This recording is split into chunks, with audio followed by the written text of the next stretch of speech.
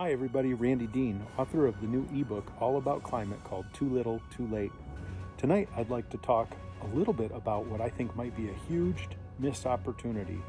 Interstate interchanges, no joke. Let's talk.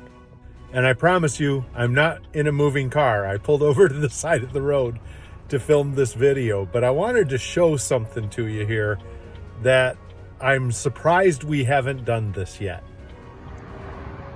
As you can see, I'm parked off the side of the road at one of thousands of interstate interchanges that we have here in the United States and frankly, all around the planet.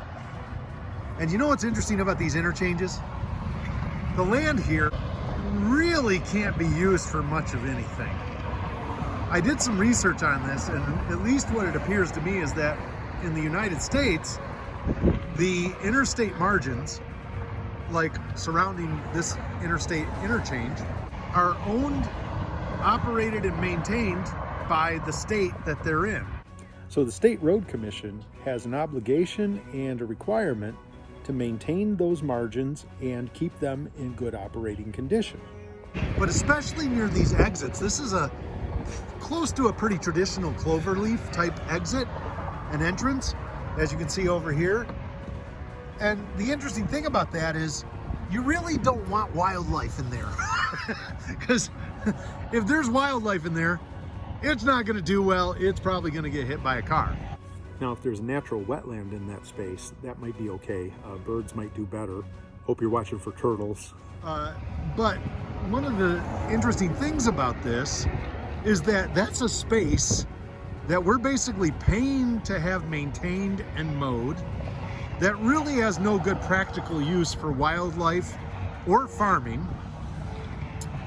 You do have a few trees over here, so I guess you could get a little carbon sequestration if you had some trees, but you know, frankly, trees on these margins create a risk for high-speed vehicles if they go off the road.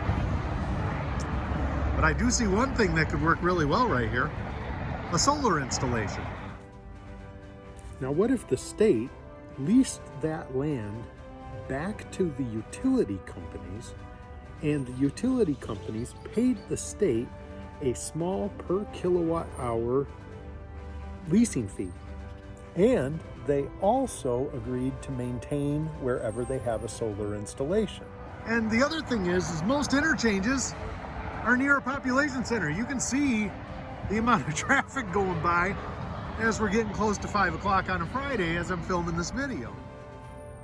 Effectively, you've turned the interstate into a solar-powered toll road without toll plazas because you could use the money from the per kilowatt hour leasing fee to fix the roads. It's close to a population center, which means that the power generated here would basically almost be like free power for the city and the utility once the installation is put into place. Why haven't we done this? Why aren't we doing this everywhere? It sure does seem like a no-brainer that is a missed opportunity. Let's get those solar installations set up near our interstates. Let's start generating power close to the cities. Let's start reducing our carbon footprint and do it all starting now. And if you like this idea, share it with others, especially your legislator and or your local utility.